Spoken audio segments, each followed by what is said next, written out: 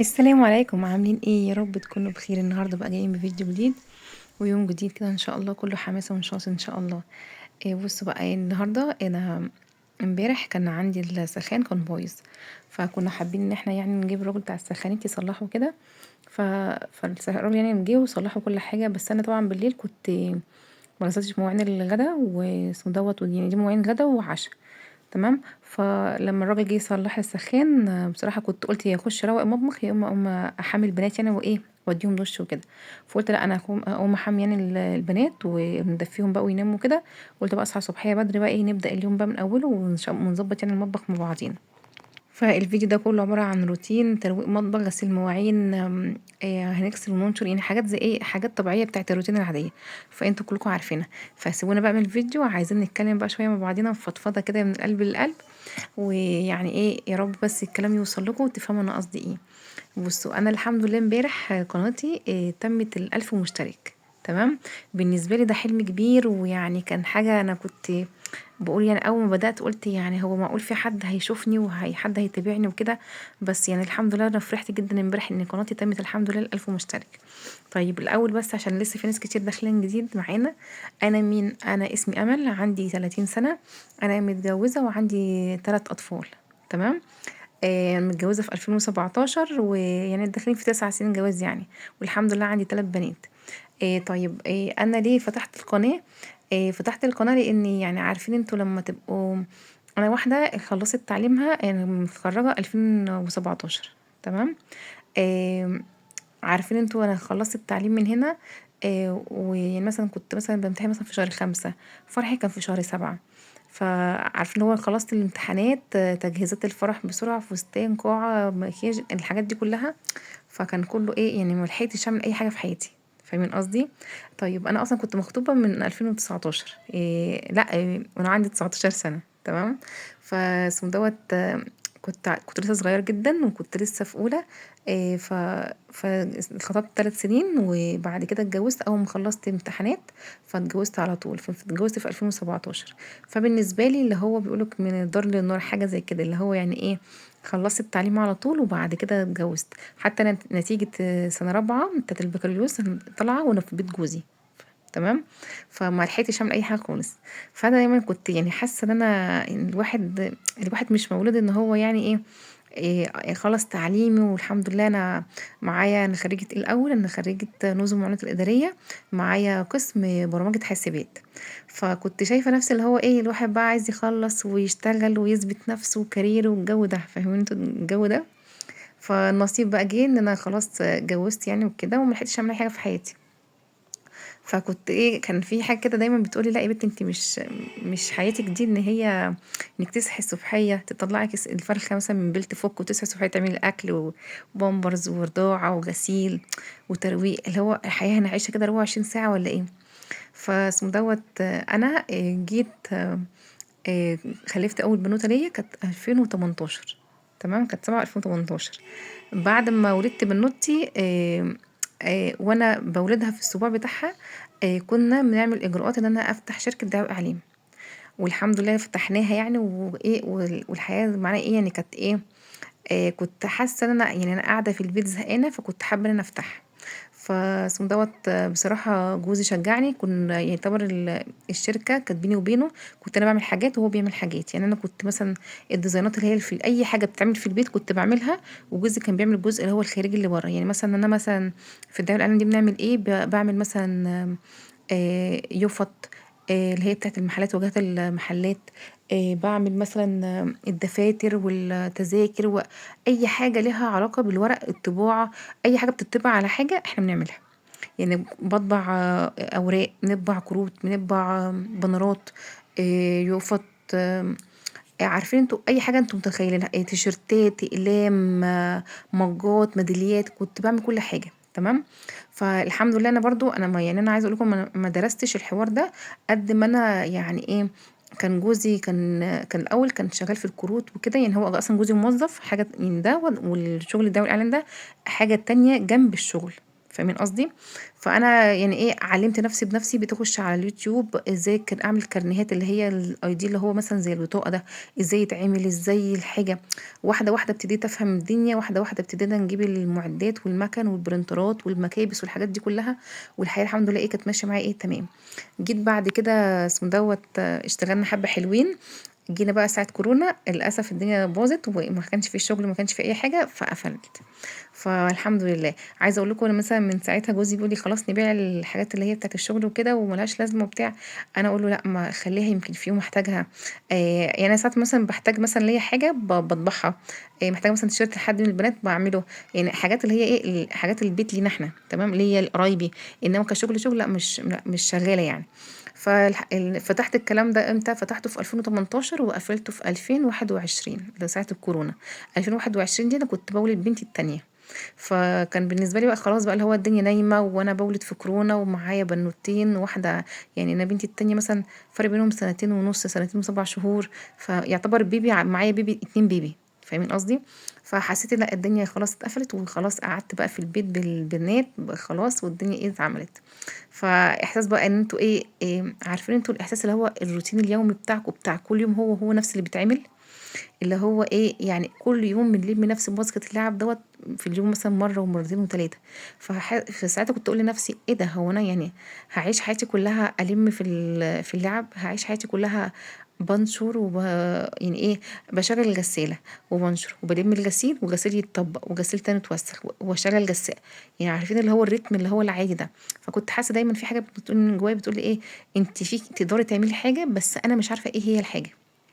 وبالذات ان انا جربت في حاجه وما مشيتش معايا عشان خاطر الكورونا وكده، ان هي بصراحه مشيت معايا اول سنتين حلوين وبعد كده اتقفلت وخلاص بقى ما كانش لينا فيها نصيب وبصراحه ما حاولتش افتح تاني. فقلت بقى خلاص يعني انا كان في مكان مكتب مأجراه وكده ولما الكورونا اتعملت قفلت وخلاص بقى ما بصراحه ما رضيتش اعيد التجربه تاني يعني. فكنت دايما ايه حاسه ان انا ممكن اعمل حاجه إيه يعني ايه، بس انا كنت دايما بدور على حاجه اعملها وانا البنات معايا. ان انا ما انزلش مثلا اسيب بناتي ما يعني ما بعدش عنهم. ما يبقاش يعني هم ايه. انا دايما كمان يعني كنت عايزه اشتغل حاجه بس ما اشتغلهاش عند حد، اشتغل حاجه بتاعتي انا. فاهمين قصدي؟ ف... لما فتحت الاعلام كنت مرتاحه بصراحه فيها لان كانت بنتي معايا صغيره بتبقى معايا في اي وقت. إيه دايما في البيت قليل اول لما كنا بنخرج مثلا اروح مثلا مكتب اقابل عميل او حاجه. فكان اكترية الوقت كانت هي كنت في البيت وبشتغل من على اللابتوب وكل يعني حياتي كلها معايا بنتي. فاهمين قصدي؟ فجيت قعدت طبعا فتره كنت بتفرج على اليوتيوب واتفرج على روتينات وكده. فكنت دايما اقول ايه طب ليه ما افتحش قناه. فالقناه دي مثلا فاتحاها من 5 سنين مثلا ولا حاجه. تمام. فتحت القناة ونزلت مثلا أول مرة 3 4 فيديوهات ما جابوش يعني ما كانوش بيجيبوا مشاهدات. يعني كنت مثلا افتحهم الاقي مثلا 12 13 واحد شافهم. بس والدنيا صحرا مفيش لايكات مفيش كومنتات محدش بيتكلم معايا. فقعدت مثلا اسبوعين كده انزل وبعد كده ايه زهقت حسيت لا انا حاسه ان انا بعمل حاجه مش اللي هي. بعديها مثلا بسنتين تاني قلت يا بنتي لأ جربي تاني كمان مرة. وايه اللي هيحصل يعني انت كده كده قاعدة في البيت وكده كده كمان موجودة. وكده كده انت اصلا يعني عايزة ان انا ايه اعملها اكل ومطبخ وروتينات وكده يعني انا عايزة اصور الحياة اللي انا عايشاها، الحياة اللي انا الريتم بتاعي اللي هو كل يوم. فاهمين قصدي؟ يعني ما احسش ان انا لوحدي، احس ان في حد بيشاركني، حد بيقول لي في اخر مثلا الفيديو اخر اليوم مثلا ما شاء الله عليكي تسلم ايديكي. اسمه دوت مثلا اعملي كذا ما تعمليش كذا. ايه رايكم في ديت، في حد يشاركني في الراي كنت حابه كده. فجيت تاني مره برضو فتحت القناه وعملت شويه تفريزات رمضان وكده.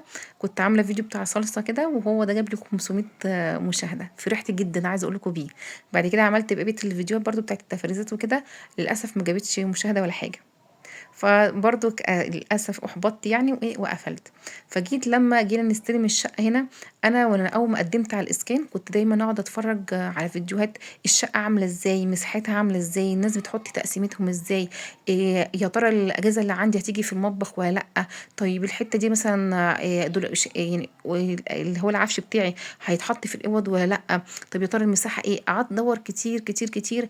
وللاسف ما كنتش بلاقي حد يفهمني الاوض مثلا مساحتها مساحتها قد ايه، الدواليب مساحتها قد ايه، ايه اللي هيجي مثلا في المطبخ، الاجهزه الكهربائيه بتيجي ولا لا، الحاجه تاخدها يعني الحاجه على ارض الواقع ايه، ما كنتش اعرف. فساعتها ايه قلت ايه يا بنت، ان شاء الله يوم ما ربنا يكرمك وتاخدي الشقه صوري للناس كل حاجه في الشقه، عشان خاطر اللي لسه بيبدا وعايز يوصل يعني لمعلومه مفيده يلاقيها. والله العظيم ما كان في نيتي ان القناه مثلا تعلى او الناس تشوفها او اي حاجه، بس انا قلت لوجه الله. يعني انا كنت عامله التفريزات دي وسايباها مثلا سنتين، وكان في ناس بتخش تشوفها وكده، ويعني مش مستفاده منها حاجه. مش هقول لكم مثلا ان هي جات لي ارباح، اللي هو اصلا موضوع الارباح ده يعني كتير، ممكن تقعدي فيه سنه سنتين عقبال ما القناه مثلا دي تطلع لك ارباح. فانا قلت ايه، لا انا هشارك اللي هي الفيديوهات اللي هي ايه، كل ما كنت باجي الشقه نعمل حاجه مثلا، والدي او جوزي بيعملوا حاجه في الشقه كنت بصورها. فجوزي الاول كان يبص لي كده يقول لي انت بتصوري ايه، انت هو ده وقته؟ فانا اقول له ايه، بصورهم، انا هحتاجهم في يوم. يقول لي ليه وكده، اقول له لا سيبني بس اصور. فكنت بصور وايه، وقلت ان شاء الله إيه هجمع الحاجات دي كلها وايه وانزلها للناس، يعني ايه كاستفاده كافكار يعني فاهمين قصدي. إيه بس فاول بقى ما استلمت الشقه وجيت اوضبها شاركت معاكم التوضيب، والحمد لله شاركت معاكم النقل وكده. فابتديت بقى ايه احط الفيديوهات ونقل والعزال والفرش وكده. ابتديت الاقي مثلا فيديوهات، كومنتات كويسه جدا. إيه الاقي مثلا الناس، ربنا معاكي، ربنا يعينك على الفرش. اللي هو ايه ده، هو في حد حاسس بيا؟ هو في حد حاسس ان معاناه اللي هو النقل والتعب والفرش والكلام ده كله؟ احساس ان انتوا لما تعملوا فيديو كامل وتيجوا مثلا تنزلوه، فتلاقوا حد يعني حاسس بيكوا مثلا ويقول لك تسلم ايديكي ده حاجه جميله، تسلم ايديكي مثلا دي رصة الأوضة دي كويسة، إيه فكرة دي كده فاهمين قصدي. اللي هو إحساس إن في حد بيشارك وحاسس باللي انتوا بتعملوه لي، إحساس حلو جدا. فأنا والله العظيم كل حد عمل لي كومنت ورفع من معنوياتي وجبر بخاطري، ربنا يبارك لك يا رب.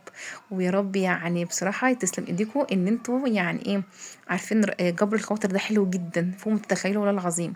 فكنت بقول في الفيديوهات إيه مثلا، أنا منزلة الفيديو ومفيش حد بيرد، أنا مش قاعدة في صحراء أو كده، ألاقي بصراحة ناس بترد عليا وتقولي لا كملي واحنا معاكي، والاقي ناس بتحطي لي لايكات. فابتديت اقول ايه ده بجد في ناس شايفيني، انا مش بحط الحاجه الدنيا فاضيه كده. هو كنت الاول كنت اقول معقول حد هيتابعني، ما معقول حد هيتفرج عليا مثلا وانا بعمل كذا وكذا وكذا. فبصراحه لقيت رد فعل ان انا اتبسطت جدا، لقيت الناس بترد عليا.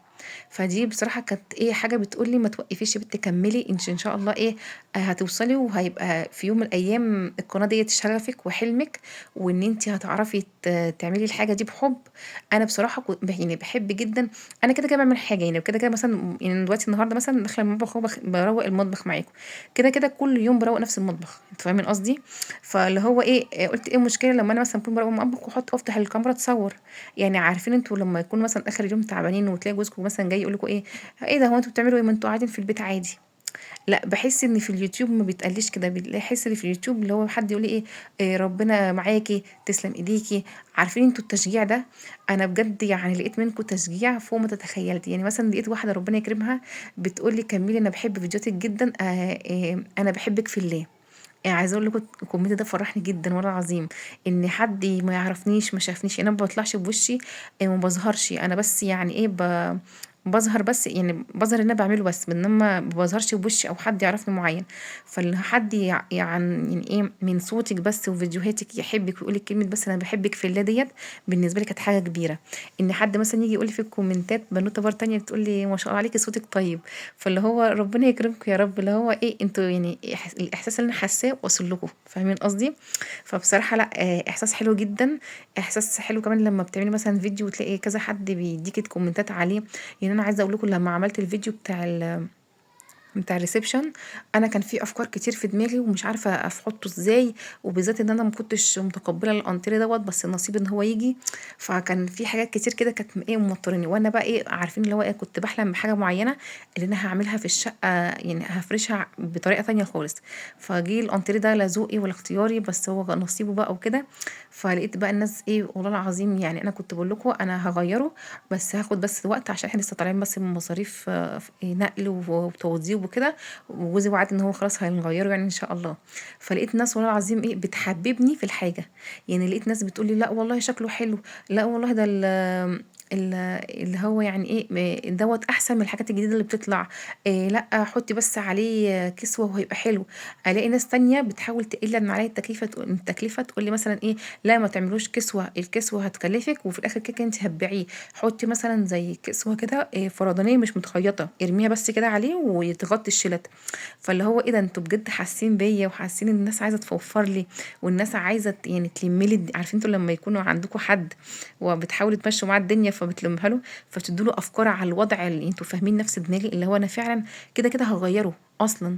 فاللي هو ليه اروح اعمل له كسوه واغير شكله وانا اصلا مش مقتنعه بيه؟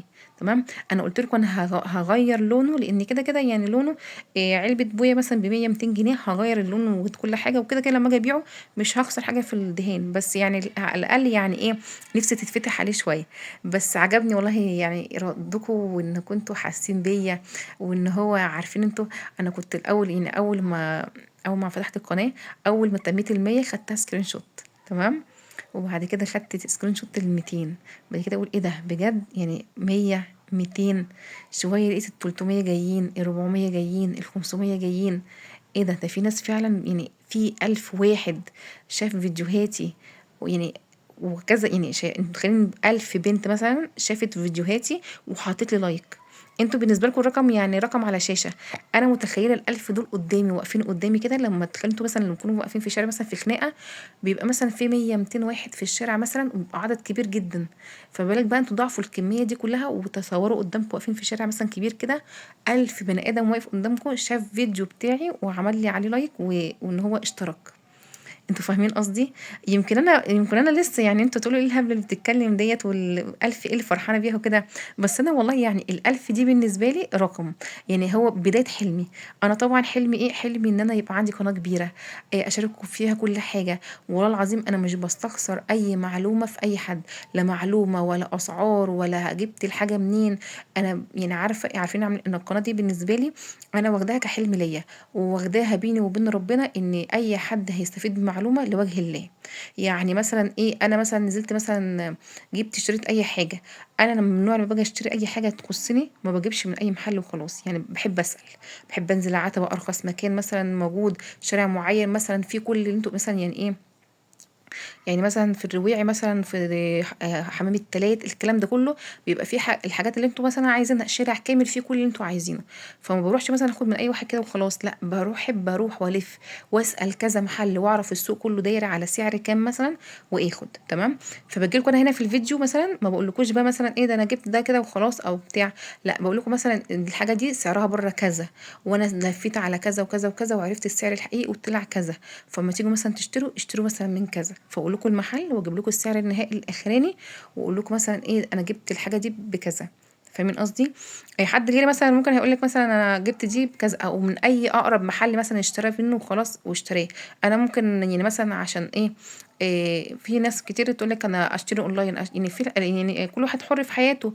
تمام. بس انا ما بحبش الحته ان هو ايه حد يضحك عليا، او ان انا مثلا اجيب حاجه واروح مثلا اسالها بره في يوم تاني او كده واقول الحاجه دي مثلا انا مضحوك عليها مثلا في الضعف. لا انا واحده ما بحبش كده، بحب ان انا انزل اسال الحاجه بنفسي، اعرف الاسعار والوفر ده هيوفر يعني انا هوفره لنفسي هينفعني في حاجه تانية. انتوا فاهمين قصدي؟ فانتوا هتلاقوا عندي في القناه هنا دايما لما هتلاقوني جايبه بقول لكم اسعار اعرفوا ان دي يعني الاسعار اقل سعر في السوق جبته لخامه معينه مثلا بدور عليها ووصلت له. فانا بحب اشارككم الحاجات ديت، بحب ان انا يعني انا لما جبت فيديو مشتريات كلكم الحمد لله عجبكم السجاد وعجبكم الحاجه. فعارفين اللي هو احساس ان انت مش لوحدك، في حد بيديك رايه. والله العظيم انا عايزه اقول لكم يعني انتوا في حاجات كتير جدا انا ما كنتش مثلا عارفاها او واخده بالي منها، وبريكم كنتوا بتصوبوني للصح. يعني انا كنت راسه الانتريه، ما جيت عملت رصيد الانتريه لقيت كذا حد في الكومنتات اعملي كذا واعملي كذا واعملي كذا. وفعلا لما جربت كلامكم ومشيت وراكم لا لقيت فعلا الحاجه طلعت شكلها احلى. وان فعلا اكتريه الناس جات لي على الكومنت اللي احنا لما عدلنا نظام الريسبشن كلكم برضو عجبكم النظام ان احنا حاطين كرسيين، يعني كل كرسيين على يمين وعلى شمال الكنبه. فلا بصراحه لا يعني ايه عارفين انتوا في حد بيشارككم وبيحسسكم ان هو معاكم. فاهمين قصدي؟ فانا بجد يعني الفيديو بتاع النهارده بس انا عايزه اشكركم والله جدا من كل قلبي على كل حد حط لي لايك واشتراك وكومنت وفرح قلبي وجبر بخاطري، وان انا حسيت ان انا مش لوحدي، مش في صحراء، ان انا يعني حلمي هيتحقق. احساس ان انتوا برضو يبقى بيتكم هو ده شغلكم، دي احساس حلو جدا. انتوا متخيلين انتوا مثلا لو واحده مثلا شغاله بره، فهي مثلا بتشتغل بره وبعد كده مثلا بتيجي بعد 3 4 تبدا بقى تشوف بيتها وترويقها وولادها ومذاكرتها. فبالكم انتوا مثلا لما بتصحوا الصبحيه بدري تخلصوا تروقوا شقتكم واخلص تصوير والكلام ده كله مثلا، وعلى الساعه 1 2 بالكتير اكون مخلصه مثلا وعامله الغدا. تمام. من بعد الفتره دي انا بعمل ايه؟ بقعد مع عيالي، يعني بقعد مع البنات ايه، نذاكر، هنروح دروس، بوصل، بجيب من درس كده، ب يعني عارفين اللي هو ايه، يعني اللي هو الحياة العادية اللي هي الحياة بتاخدكوا، اللي هو بقى إيه البنات يعني بصراحة هما البنات ليهم حق عليا، فعشان برضو ما تليش عنهم او احس ان القناة ده وقتي، فبقعد معاهم بقى لحد مثلا ايه، عندنا مثلا حفظ قرآن هنحفظ، عندنا كلمات انجليزي مثلا هنحفظها، واجبات هنخلصها، دروس هنروحها، إيه عارفين انتوا اللي هو الجو ده، بخلص معاهم كل حاجة خلاص. البنات بيناموا الساعة كام؟ بيناموا مثلا الساعة 9 10 بالكتير. بناتي يناموا بقى واقعد انا امسك بقى الموبايل، امنتج، احط لكم صوت على الفيديو، اظبط الدنيا، إيه وارفع بقى الفيديو واعمله حاجه اسمها اعاده نشر، إيه اللي هو جدولة نشر يعني، والفيديو تاني يوم ينزل لكم مثلا ايه بالليل. فدي يعني دي بقت حياتي. الحياة دي انا اتعلمت بقى منها ايه؟ اتعلمت منها ان انا يعني احاول انام بسرعة واصحى بدري، لان لما بصحى بدري بحس ان اليوم بنجزه اسرع، وان انا بلحق يعني المونتاج والحاجات دي كلها بتاخد مني وقت، فبصحى بدري عشان اخلص بدري عشان الحق اشوف إيه بناتي واشوف بيتي واشوف دنيتي إيه بره التصوير. فاهمين قصدي؟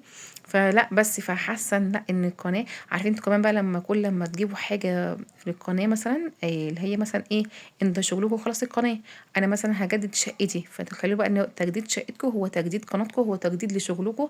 فبصراحه الموضوع حلو جدا يعني اللي هو ايه، يعني كله منفذ على بعضه وكله بيخدم كله. فاهمين قصدي؟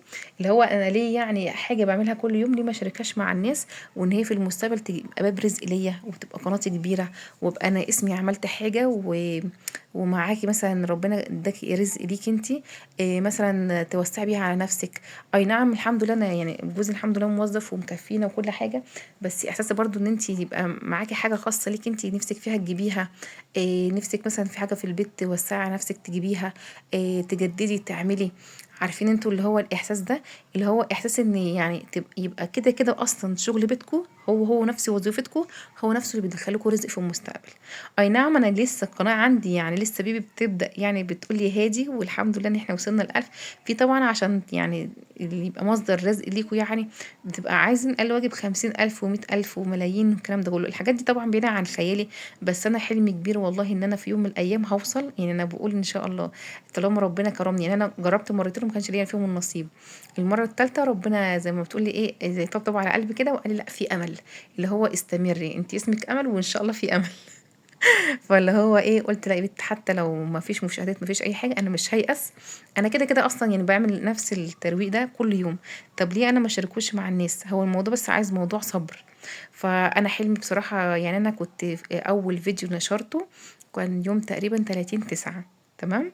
انا قلت ان شاء الله باذن الله في خلال شهرين هكون مخلصه جايبه ال1000 مشترك وعامله مخلصه اللي هي الشروط بتاعت اليوتيوب. انا الحمد لله الحمد لله فعلا على الشهرين كنت مخلصه يعتبر الشروط، والقناه وافق عليها واتفعلت، بس انا جبت امتى ال1000 مشترك؟ جبتهم امبارح، فيعتبر شهرين ونص.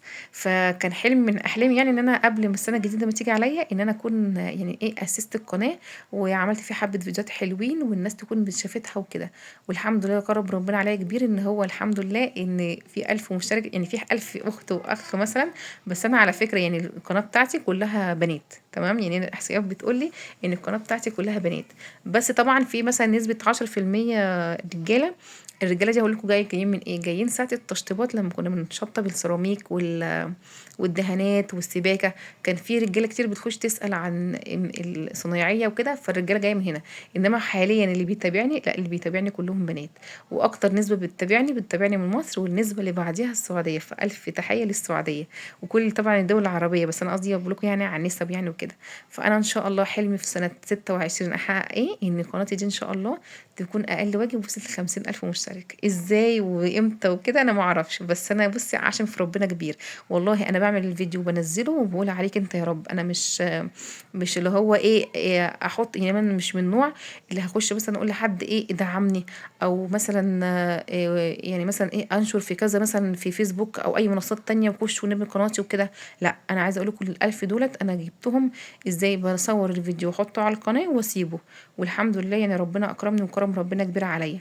فانا بجد والله الفيديو ده كله اصلا عاملاه عشان اقول لكم بجد شكرا، شكرا من قلبي جدا، يعني ان انتوا على دعمكم، على كومنتاتكم واللايكات وعلى الاشتراكات، ان انتوا بصراحه يعني ايه بحسكوا عيلتي التانية اخواتي. والله لما بنزل فيديو مثلا وتاني يوم مثلا اقول مثلا مش انا مكسله مش قادره انزل مثلا في فيديو او كده، انا نفسي قاعده ايه ده مفيش حد كتب لي النهارده كومنت خالص، دول انتوا وحشتوني، انا عايزه اتفاعل معاك وعايزه حد يديني رايه وعايزه حد يتكلم معايا. فلاقي نفسي قومي يا بنتي صوري فيديو اللي هو ايه، ما تكسليش، حطي الكاميرا جنبك وانت بتعملي اللي بتعمليه، وبنزلها بقى بلاقي مثلا الكومنتات منكم. والله يمكن انت مثلا اللايك دوت مش هتتعبي فيه في حاجه، والكومنت مش هيأثر معاكي في حاجه، بس صدقوني بيفرح قلب اللي قدامكم. مش شرط على قناتي انا بس، انا قصدي اي حد تاني بتتابعوه مثلا وحابين ان انتوا تتابعوه، بلاش تتابعوا في صمت، اجبروا بخاطر اللي قدامكم دول وحسسوه ان الفيديو اللي بيتعب فيه ده فعلا انتوا شايفينه وانتوا حابينه وانتوا بتشجعوه. فاهمين قصدي؟ فهو الموضوع يعني ايه بالنسبه لي كان حلم، والحمد لله ربنا كرمني فيه، بالنسبة لي هو اتحقق يعني. فيعني ربنا يخليكوا ليا يا رب، انتوا عيلتي التانية واكتر من عيلتي والله. يعني انا واحدة اصلا ماليش صحاب، يعني عارفين انتوا الصحاب اللي هو، يعني عارفين انتوا صحابكم لما بتتجوزوا خلاص كل واحد بتلاقي في حياته، إيه بتشوفوا بعضكم مثلا في مناسبات اعياد، إيه مكالمة كل فين وفين، انما يعني اصحاب يوميا وكده لا مفيش، ماليش غير اختي ومرات اخويا، بصراحة دول اقرب حد ليا. بس طبعا كل واحد برضه اللي عنده بيت وعنده حياته وكده. انما بحس ان الفيديوهات لا انا بفتح الفيديو اتكلم وارغي فيه وفضفض فيه واقول اللي انا عايزاه، وفي ناس بتسمعني وبترد عليا. يعني انا زي دلوقتي كده بحس ان الوقت ده بسجل لكم فيه الفيديو ده ان ده مصلحتي الخاصه، ان انا بخش اوضه مثلا وبعد عن العيال خالص وبقعد مثلا نمسك الموبايل، اقعد اتكلم معاك اقول لكم انا عملت ايه النهارده، جبت ايه، نفسي اعمل ايه، إيه طموحاتي احلامي، عايزه الريسبشن يعني يبقى شكله عامل ازاي، بفكر في الوان ايه في الصاله. عارفين انتوا الاحساس ده، ان انا بقى حد بيسمع كلامي ده وبيتفاعل معاه، ده بالنسبه لي حاجه كبيره جدا. فبجد يعني شكرا من قلبي، لان انتوا بجد يعني اخواتي وعيلتي التانية، وحاسه ان انتوا هتبقوا صحابي. فاهمين قصدي؟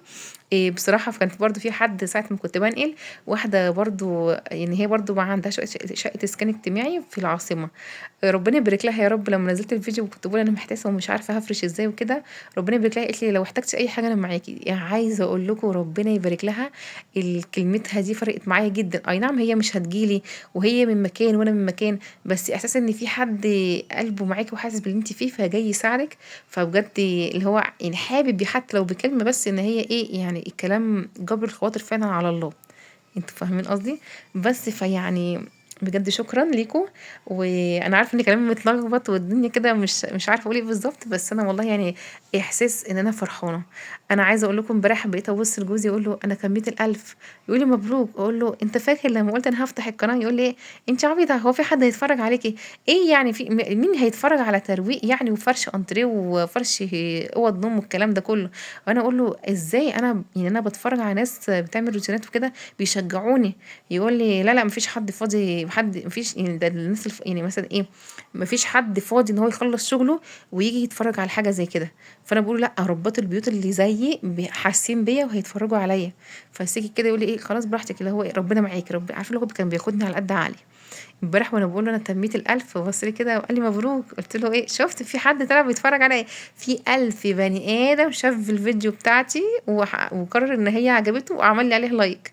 يقول لي ستي ربنا يزيدك، اللي هو هو مش عارف يقول لي ايه، بس انا احساس ان انا يعني ايه برخم عليه ان انا ايه، انا ما كنتش بحلم غلط او انا ما كنتش اللي في بالي إيه فعلا هيتحقق. فاهمين قصدي؟ فلا احساس بصراحه حلو.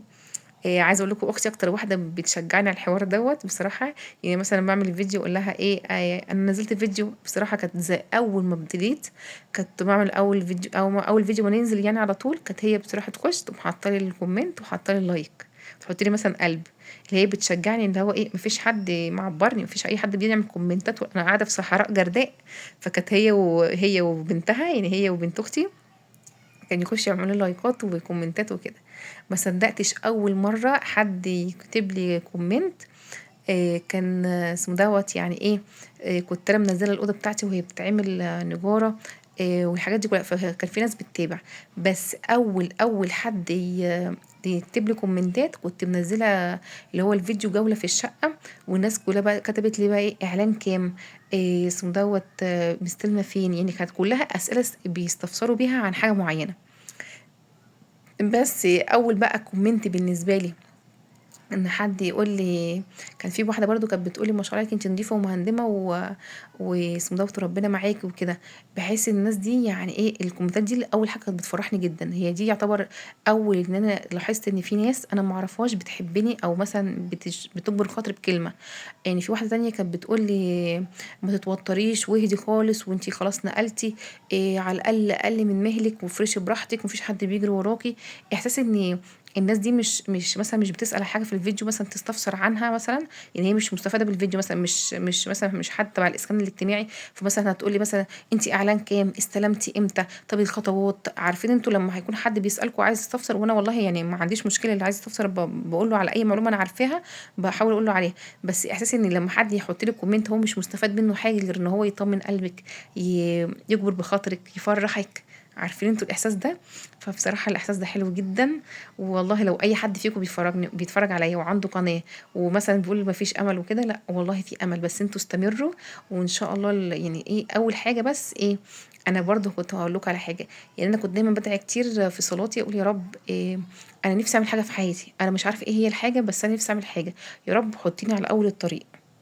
دايما دي كانت دعوتي ان انا دايما بقول يا رب حطيني على اول الطريق انا مش عارفه انا عايزه اعمل ايه. انا لعلمكم يعني حد في الشغل شاطر جدا. يعني ادوني اي شغلانه إيه وعرفوني بتعمل ازاي اعملها لكم. يعني انا بقول لكم الدعوه والاعلام دي انا ما كنتش افقه فيها حاجه ولا اعرف فيها اي حاجه. وواحده واحده علمت نفسي من اليوتيوب. تمام. ولغايه ما الحمد لله ما ابتديت اشتغل وفتحت شركه والحمد لله كانت شغاله كويس. وجت ظروف بقى كورونا وقفلت وكده وخلاص قلت خلاص ماليش نصيب فيها هجرب في حاجه تانية. فلما جيت جربت في القناه انا والله بقول مش شطاره مني. ده توفيق من ربنا. انت بتنزلي فيديو ما تعرفيش مثلا مين هيشوفه مين مش هيشوفه. انما احساسي ان انت لا يعني كملي وربنا هيكبر بخاطرك. انا كنت قادره مثلا ان انا اقول ايه انا عايزه حد يدعمني ادفع فلوس لحد يعمل لي اعلان. بس انا قلت لا لو ربنا رايد لي فيها انا هطلع يعني ربنا يعني ايه القناه هتظهر لوحدها. فاهمين قصدي. فبس بقى شكرا لكل الناس بجد اللي معايا والف شكر بجد ليكم. بصوا بقى هنا عملت بقى كيكايه كده كنت خلاص خلصت بقى المطبخ والنشير بقى والمسيح والكلام ده كله. فقلت هعمل بقى ايه كيكايه كده للبنات نفطر بيها يعني الصبحيه. حطيت في الطبق دوت 3 كوبايات دي مش مالين قوي وعليهم كيس بيكنج باودر وذره ملح صغيره. دي اسهل كيكه ممكن تتخيلوها. تمام. طيب باجيب بقى هنا الشرشق الخلاط ما بعملهاش بمضرب بعملها في الخلاط اسهل بكتير. بحط بيضتين كنت الاول بحط 3 بس لقيت البيضتين حلوين ومبقاش ليهم ريحه ولا اي حاجه. احط البيضتين واحط عليهم سنه خل. تمام. واحط عليهم فانيليا. وهتحطي عليهم كوبايه سكر كوبايه زيت كوبايه لبن. كل حاجه منها كوبايه. تمام. بيضتين مع عندك حبة فانيليا حبة خل عشان تبقى هشة كده وحلوة وما فيهاش ريحة زفارة. تحطي بقى ايه كوباية زيت كوباية سكر كوباية لبن كل حاجة كوباية كوباية كوباية. عليهم 3 كوبايات دقيق 3 كوبايات دقيق وبيضتين. تمام. طريقتها سهلة جدا يعني هي مش ممكن اكيد مش هتتلخبطي يعني هي ايه كوباية لبن كوباية زيت كوباية سكر بيضتين 3 كوبايات دقيق. طبعا بيكنج باودر بقى وفانيليا والحاجات دي كلها اضرب كله في الخلاط اضرب اضرب اضرب اضرب على طول. خلاص كده اتعملت الكيكه بتاعتنا. بس كده طبعا قبلها لازم تكوني فاتحه الفرن تحسي ان الخلاط بيرقص. قبلها طبعا لازم تكوني فاتحه الفرن يسخن يعني انت هتقولي انا هعمل كيكه تفتحي اول حاجه في الفرن. فاهمين قصدي. عشان الفرن ايه يبقى سخن هي اصلا ما بتاخدش وقت معاكم يعني هي ما فيش 10 دقايق تكوني عاملاها. تمام. هحط الخليط ده كله على التلات كوبايات دي وباك وبيكنج باودر وذره ملح. تمام. قلبي بس كويس كده عشان تاكدي ان البيكنج باودر كله اتخلط. حطي الخليط كله اللي انت عملتيه هوب هوب في الخلاط ده وتحطيه على الطبق اللي هو بتاع الدقيق يعني والحاجات البودره يعني. هتقلبي كله في بعضه. تكوني جاهزه صينيتك الحلوه فيها مسحه زيت وفيها تعفير الدقيق كده عشان متلزقش منك. وهتقلبي بس كويس يعني تأكدي ان مفيش اي كلاكيع مفيش اي حتة فيها دقيق كده لوحده. قلب قلب قلب كله على بعضه هي بس كده خلاص الكيكة اتعملت. شفتوا اسهل من كده كيكة. دي كيكتي المفضله واسرع كيكه انا بحبها بصراحه. هقولها لكم تاني: 3 كوبايات دقيق، عليهم كيس بيكنج باودر، عليها في الخلاط بيضتين، كوبايه زيت، كوبايه سكر، كوبايه لبن، حبه فانيليا وحبه خل، وقلب كله على بعضه. حطيها في الصينيه بتاعتك ممسوحه بمسحه زيت ومتعفره بحبه دقيق. حطينا خلاص كده كله، الفرن كده شغال من اول ما تقول انا هعمل الكيكه، يكون الفرن عندك شغال ويكون سخن تمام. على كام؟ على 180 درجه. وافتحي المروحه بتاعتك وافتحي ايه اللمبه. انا بفتح اللمبه ليه؟ مش لازم تفتحوا اللمبه. إيه بس كده خبطت خبطتين بس كده ان هي ايه كلها تتساوى، ولو فيها اي فقاقيع او اي حاجه من جواها تطلع. بس كده اتاكدي بس ان هي اتحطت يعني. وهتدخليها بس الفرن نص ساعه بالظبط او ساعه الا ربع بالكتير، وهتلاقيها ما شاء الله طلعت لك قشطايه امرايه كده.